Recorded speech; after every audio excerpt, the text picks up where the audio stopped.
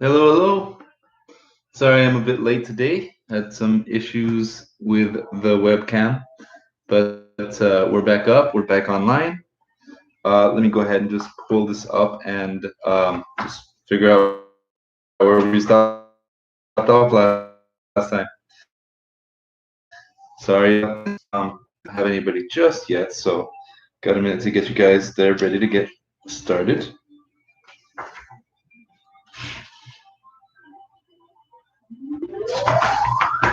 Yes, so it looks like we're in business. We've got our person, probably Jerry. Hey, Jerry, how are you doing? So, last time was just a quick description of the ship. Looks like we got a second person online. Hi, Jerry, how you doing?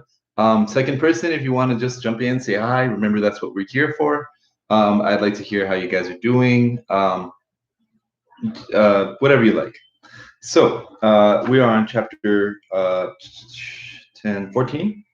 And last time was just like basically an explanation about how the ship worked and everything like that. Today is going to be just a little bit more about the actual sea. Earbuds. Just there's a movie in the other room, so I figure that's a little bit easier way of doing things. I see we got our second person back. Welcome back. Let's see, is that Jose? Whoever you are, feel free to say hi in the comments. Let us know how you're doing with everything, and let's go ahead and get started. The part of the planet Earth that the seas cover is approximately 147,009,705,892 miles, hence square miles, excuse me, hence more than 94 billion acres. This mass of liquid totals 2,250,000,000 cubic miles. Oh, I mean, I can make it ASMR, Jerry, but I don't think you want that. To form a diameter of 150 miles, whose weight would be over 3 quintillion tons. To grasp such a number, we need to remember that a quintillion is to a billion as a billion is to one. In other words, there are as many billions in a quintillion as ones in a billion. Now then, the mass of the liquid nearly equal to the amount of the water that has flowed through the Earth's rivers in the past 40,000 years. Hold on, let me bring this down. Okay, can you hear me?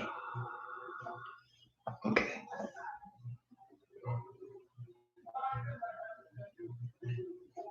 In prehistoric times, the era of fire led to the era of water. That is why at first there was ocean everywhere. So I'm sorry, Jerry. That's as much as I can do. It's too creepy. Then during the Silurian period, mountaintops gradually appeared above the waves. Islands emerged and vanished under temporary floods, rose again, fused together to form continents, and finally the Earth's geography was settled to what we have today. Solid matter had confiscated from the water some 37,657 square miles, hence about 24 billion acres. The shape of the continents also allowed the sea to be divided up into five major parts: the Arctic and Antarctic Oceans, the Indian Ocean, Atlantic Ocean, and the Pacific Ocean. The Pacific Ocean stretches north to south between the two polar circles and east to west between America and Asia over an expanse of 145 degrees longitude. It is the most tranquil of the seas. Its currents are wide and slow moving, the tides moderate, and rainfall abundant. This was the first ocean I was destined to cross under these extremely unusual circumstances. If you don't mind, Professor Aronow, Captain Nemo told me, we'll determine our exact position and fix starting point for our voyage. It's about 15 minutes before noon. I'm going to rise up to the surface of the water. The captain pressed the electric bell 3 times. The pumps started to expel water from the ballast tanks. The needles on the pressure gauge marking the decreasing pressure showed the Nautilus's upward progression. Then the needle stopped. Here we are, the captain said. I proceeded to the central companionway, which led to the platform. I climbed up its metal steps, went through the open hatches, and arrived topside of the Nautilus. The platform emerged only 2.5 feet above the waves. The Nautilus's bow and stern were spindle-shaped, causing the ship to be aptly compared to a long cigar. I noted the slight overlap of the sheet iron plates, which resembled scales covering the bodies of large land reptiles. So I had a perfectly um, So I had a perfectly natural explanation for why, despite the finest spyglasses, this boat always had been mistaken for a marine animal. I actually don't know what kind of earbuds they are. AKG? I don't know if that means anything to you. I don't even know where I got them from, to be honest. So, near the middle of the platform, the skiff was half set into the ship's hull, making a slight bulge. Forward and aft stood two cupolas of moderate height, their height slanting to the inset, and the windows of heavy convex glass. One was for the helmsman steering the Nautilus, and the other was a powerful electric beacon lighting its way. The sea was magnificent, the skies clear. That long aquatic vehicle barely felt the ocean's broad undulations. The mild breeze out of the east rippled on the surface of the water. Free of any trace of fog, the horizon was ideal for taking in the sights. There wasn't a thing to be seen. Not a reef, not an islet, no more Abraham Lincoln. Just vast emptiness. Raising his sextant, Captain Nemo looked at the altitude of the sun, which would give him his latitude. He waited a few minutes until the golden orb touched the rim of the horizon. While he was taking in the sights, he didn't move a muscle. The instrument wouldn't have been steadier in his hands if he had been made of marble. Noon, he said. Professor, when you're ready. I took one last look at the sea, a little yellowish near the landing places of Japan, and I went into the main lounge. There, the captain fixed his position using a chronometer to calculate his longitude.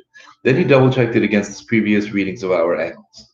Then he told me, Professor Aronow, we're at longitude 137 degrees west. West of which meridian? I asked instantly, hoping the captain would reply and maybe reveal his nationality to me. I got a little bit of a haircut, Jerry. I don't know if you can tell. It's not as long in the back. Sir, he answered to me, I have chronometers variously set to the meridians of Paris, Greenwich, and Washington, D.C. But in your honor, I'll use the one for Paris. His answer didn't tell me a thing. I nodded, and then the commander went on. We're at 137 degrees west of the meridian of Paris, latitude 30 degrees north, in other words, about 300 miles from the shores of Japan. At noon on this day of November 8th, we hereby begin our voyage of underwater exploration. I believe it, Jerry. Don't worry, they're going to open the hair salon soon. May God be with us, I replied. And now, Professor, the captain added, I'll leave you to your intellectual pursuits. I've set our course east-northeast of the depths of 165 feet. Here are some large-scale charts on which you can follow that course. The lounge is at your disposal, and with your permission, I'll take my leave. Captain Nemo bowed. I was on my own, lost in thoughts. They all centered around the Nautilus's commander. Would I ever learn his nationality of the strange man who boasted he didn't have any? His sworn hatred for humanity, hatred that had seemed bent on some dreadful program of revenge, and what had caused it? Was he one of the unappreciated scholars, one of those geniuses wounded by the world, as Conseil put it, a modern Galileo, or maybe one of those men of science like America's Commander Maury, whose careers were ruined by political revolutions? It's too early to say. As for me, whom fate would have brought aboard his ship, and whose life he'd held in the balance, the captain had given me a cool but courteous welcome. Only he never took the hand I offered him, and he never offered me his own.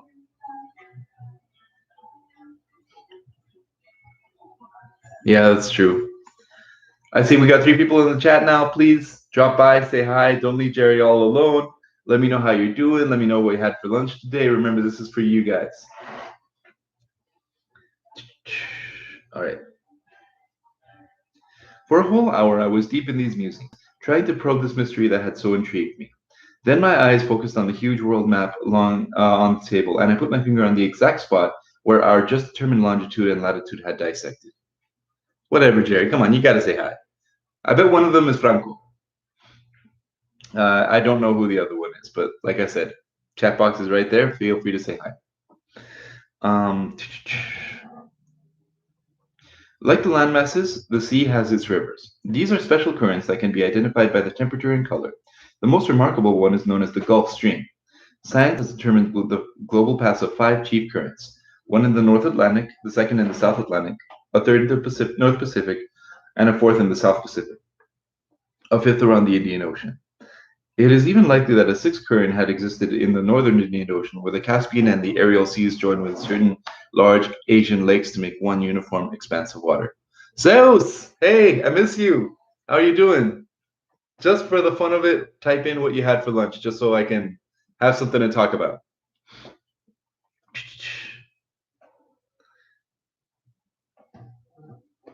It's in the back over there. Request the song and I'll play it by the end of the stream. Um, Now then, the spot shown in the world map of these seagoing rivers known as the Kuriso of Japan, the black tide, warmed by the vertical rays of the tropical sun, and it leaves the Bay of Bengal, crosses the Strait of Malacca, and then goes up to the shores of Asia, and curves around the north of the Pacific and the Aleutian Islands, carrying around trunks of camphor trees and other local items. The deep indigo of its warm waters contrasting sharply to the ocean's waves. This is the current that the Nautilus was about to cross. I followed it with a map on my eyes, and I saw it vanish into the vastness of the Pacific, and I felt carried along with it when Ned Land and Conseil appeared in my lounge doorway. Jerry, congratulations. So basically, what where they're at right now is that they're on one of the jet streams in the Pacific Ocean, and they're about to like take that to sort of like zoom faster to the north. My two gallant companions stood petrified in the sight of wonders spread in front of our eyes. Where are we? The Canadian exclaimed. In the Quebec Museum? Begging master's pardon, Conseil countered, but this seems more like summer and artifacts exhibition. My friends, I replied, motioning for them to come in. You're neither in Canada nor France, but securely aboard the Nautilus, 165 feet below sea level. Yes, it is, Jerry. If Master says so, then so be it, Conseil remarked. But in all honesty, this lounge is enough to amaze even somebody Flemish like me. Quick reminder, Flemish means somebody from Belgium. Go ahead and be amazed, my friend. Take a good look around, because there's plenty of work here for a champion classifier like you. Conseil didn't need any encouragement. Bending over the glass cases, the gallant lad already started mumbling choice words from the Naturalist Encyclopedia. Class Gastropeda, family Buconidacea, genus Cowrie, species Cyprea madagascarsiensis, etc. In the meantime, Ned Land, less infatuated with the conchology, questioned me about my interview with Captain Nemo. Had I found out who he was, where he came from, where he was heading, and how deep he was taking us? In short, 1,000 questions it would take me forever to answer. I told him everything that I'd learned, or rather not learned. And I asked him what he'd seen or heard on his part. I didn't see or hear a thing, the Canadian replied. I haven't even spotted out the crew of this boat. Could they too be electrical by chance? Electrical?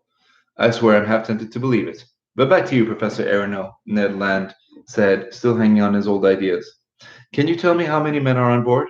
10, 20, 15, 100? Oh, I'm going to miss you too, Jerry.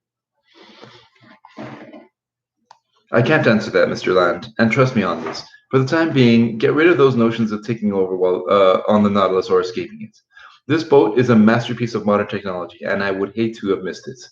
Many people would jump at the chance of that's being handed to us, just to walk in the midst of these wonders. So keep calm, and let's see what's going on around here. See, the harpooner exclaimed, there's nothing to see. Nothing we'll ever see from this sheet iron prison. We're simply running around blindfolded.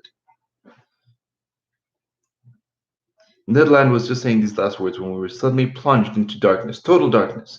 The ceiling lights went out so quickly, my eyes literally ached, as if we just experienced the opposite sensation of going from the deepest gloom to the brightest sunlight. We were still stock still, not knowing what surprise was waiting for us, pleasant or unpleasant. There was a sliding sound. You could tell some panels were shifting over the Nautilus' sides. It's the beginning of the end, Ned Land said. Over the hydromedose, Conseil mumbled. Suddenly, the two oval openings, daylight appeared on both sides of the lounge. Masses of liquid came into view, brightly lit by the rays pouring of the ship's beacon. Two panes of light separated us, the glass pit separated us from the sea. At first I shuddered and thought that those fragile partitions might shatter, but strong brass fastenings secured them, giving them nearly infinite resistance. Yes, Jerry, I'm sure. Second person, you still haven't introduced yourself unless you're still Zeus, in which case Zeus, pick a song. I'll play something for you by the end of this stream. The sea was clearly visible for a 1 mile radius around the Nautilus. What a sight! Could a pen ever describe it? What could possibly depict the effects of light passing through the translucent sheets of water, or the subtlety of its progressive shadings into the ocean's upper and lower strata? The transparency of salt water is well known. It is thought to be even clearer than spring water. Its mineral and organic substances hold it in suspension and actually increase its translucency. In certain parts of the Caribbean, you can see the sandy bottom with surprising distinctness as deep as 475 feet down, but the penetrating power of the sun's rays seem to give it only at a depth of 1,000 feet. Go ahead, Jerry, write down your song while I finish reading. But in this fluid setting where the Nautilus is traveling, our electric glow was being generated in the hearts of the waves. It was no longer illuminated by water, it was liquid light. If we accept theories from the microbiologist Enberg, who believes that the ocean's depths are lit up by phosphorescent organisms, nature certainly has saved one of her most prodigious sights for the residents of the sea, as I could judge for myself 1,000 ways that the light was playing about. On both sides, I had windows opening in those unexplored depths.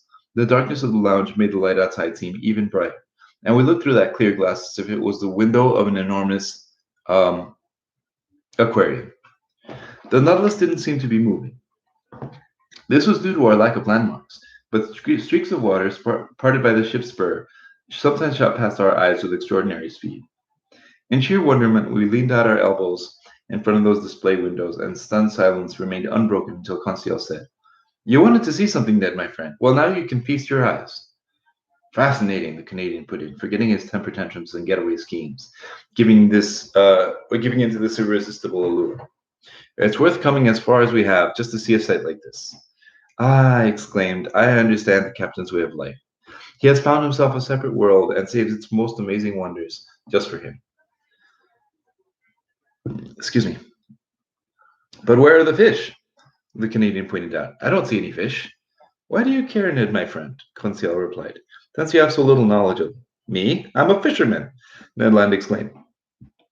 And on this topic a dispute arose among those two friends, since both were knowledgeable about fish from two completely different viewpoints. Everyone knows that fish make up a fourth and last class of vertebrate branch.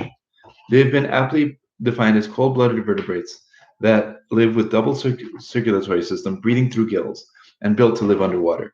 They consist of two distinct categories. The category of bony fish, in other words, those whose spines and vertebrae are made of bone, and cartilaginous fish, in other words, those whose spines are made of cartilage. Maybe the Canadian was acquainted with this distinction, but Conseil knew far more about it. Since he and Ned were now fast friends, he just had to show off. Accordingly, he told the harpooner, "Ned, my friend, you're a slayer of fish, a highly skilled fisherman. You've caught a large number of those interesting creatures, but I bet you don't know how they're classified." "Sure I do," the harpooner replied in all seriousness. "They're classified into fish we eat and fish we don't eat." "Spoken like a true glutton," Conseil replied. "But tell me, do you know the difference between bony fish and cartilaginous fish?" "Just maybe, Conseil." "How about the subdivisions between these two large classes?" "I haven't the foggiest notion." "All right, listen and learn, Ned, my friend. Bony fish are divided into 6 orders. Primo, the Archaeopterygians, whose upper jaw is fully formed and free-moving, whose gills are shaped like a comb. This order consists of 15 families, in other words, 3/4 of all known fish. For example, the common perch. Pretty fair eating, Ned Land replied. Secundo, Conseil went on, the abdominals, whose pelvic fins hang under the abdomen, and the rear pectorals are attached on the shoulder bone. This order is made up of 5 families that are the great majority of freshwater fish. Examples are carp and pike. Ugh, the Canadian put in with distinct scorn. You can keep the freshwater fish. Tercio, Conseil said, the sobrachians, whose pelvic fins are attached under the pectorals and hang directly behind the shoulder bone. This order has 4 families. Example, flatfish, such as plaice, daub, turbot, brill, sole, etc. Excellent, really excellent, the harpooner exclaimed, interested in the fish only from the edible standpoint. Quarto, Conseil went on unabashed, the apods, which have long bodies that lack pelvic fins and are covered with heavy, often sticky-looking skin. The order consisting of only 1 family. Example, common eels and electric eels. Just so, Conseil replied. Quinto, Conseil said, the Lophobrachians, who have fully formed, free-moving jaws, but whose gills are made of arranged little tufts. and pairs in arches. This has only one family. For example, seahorses and sea moths. Bad, very bad, the harpooner replied. Sexto and last, the Conseil said, the Plecnogaths, whose maxillary bone is firmly uh, locked into the skull by sutures that render the jaw immobile. In order to an order lacking true pelvic fins and consisting of two families. Example: puffers and sunfish. They are an insult to the frying pan, the Canadian explained. Are you grasping this, Ned, my friend? Not a lick of it, Conseil, my friend, the harpooner replied. But keep going, just you're too interesting for words. As for cartilaginous fish, they consist of only three orders. All the better, Ned put in. Primo, the cyclostomes, whose jaws are fused into flexible rings and whose gills opening have a large number of holes, consisting of one family only. Example, the lamprey. In acquired taste, Ned Land said. Secundo, the Cilicians, whose gills are like the cyclostomes, but whose lower jaw is free moving. This order, which is important in the class, consists of two families. Examples are the ray and the shark. What? Ned Land exclaimed. Rays and man-eaters are in the same order? Well, Conseil, my hand. On behalf of the rays, I wouldn't advise you putting them in the same fish tank. Tercio, Conseil replied. The Sturonians, whose gill openings are usually a single slit adorned with a gill cover. An example, in order consisting of four genera. Example, the sturgeon. Conseil, my friend, you saved the best for last, in my opinion, anyway. And all of them? Yes, my gallant Ned, Conseil replied. And note well that even when you've grasped all of this, you're still ignorant, because the families are divided into genre, subgenre, species, varieties. All right, Conseil, my friend, the harpooner said, leaning on the glass panel. Here come a few of your varieties now. Yes, fish at last, Conseil exclaimed. It's as if we're in front of an aquarium. No, I replied, because the aquarium is just a cage, and these fish are as free as birds in the air. Well, Conseil, my friend, identify them. Start naming them, Ned Land said. Me, Conseil replied. I can't. That's my employer's bailiwick. It was true, though. The lad was fine classifying maniac, but he was no naturalist. He couldn't tell a bonito from a tuna. In short, he was the exact opposite of the Canadian, who didn't know a thing about classification but could instantly put a name to any fish. A triggerfish, I said. It's a Chinese triggerfish, Ned Land replied. Genus Balistes, family Celeriderma, order Plectognathi. This is a lot of science, Jerry. Don't worry, the action's going to pick up next chapter, I promise. The Canadian wasn't mistaken. Playing around in the Nautilus was a school of triggerfish with flat bellies, grainy skins, stings on their dorsal fins, and four quivery rows of quills garnishing both sides of their tail. Nothing could have been more wondrous than the skin covering them.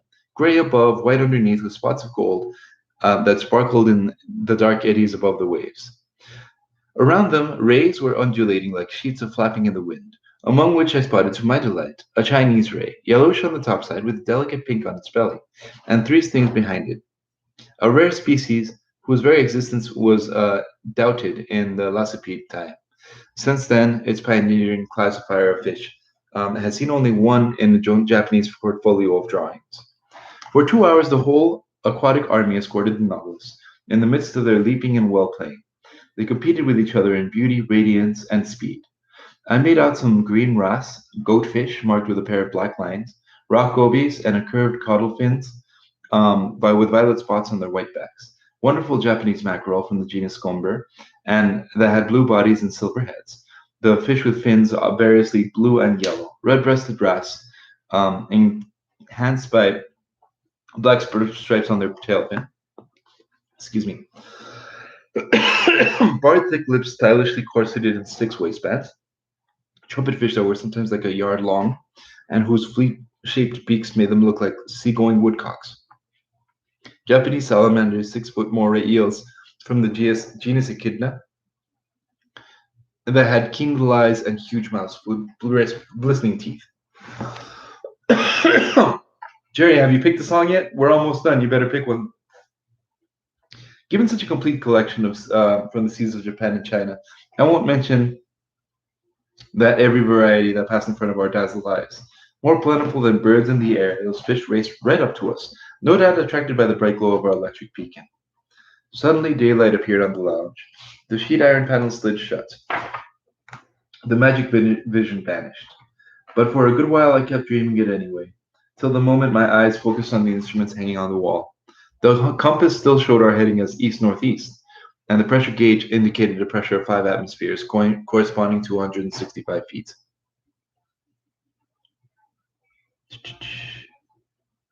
Put It on YouTube is the song. I've never heard it. Try something that I've actually heard of, please. Our electric log gave us our speed as 15 miles an hour. I waited for Captain Nemo, but he didn't appear. The clock pointed the hour of 5. Ned Land and Conseil went back to their cabin. I returned to my own stateroom and there found dinner ready for me. It consisted of a turtle soup that, from the most delicate hawkbill, red mullet with white flaky meat, whose liver was particularly prepared as delicious eating, plus loin of imperial angelfish, whose flavor struck me as even better than salmon. Well, that's the whole point is I was going to play it on guitar, Jerry. I spent the evening reading, writing, and thinking. Then I got drowsy, stretched out on my eelgrass mattress, and fell sound asleep while the Nautilus glided through the swift current of the black tide. All right, Jerry, just for you, tell me the song and I'll put it on YouTube.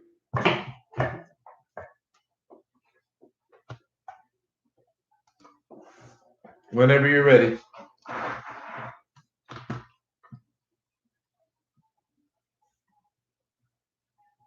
Oh, that's mean, Jerry. But you can listen to it on YouTube without me.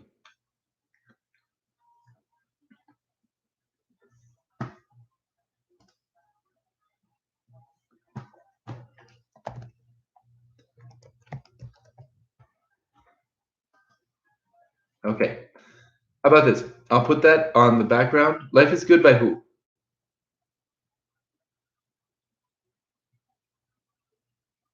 Yeah, but who's the artist? Is it like a rapper, a singer?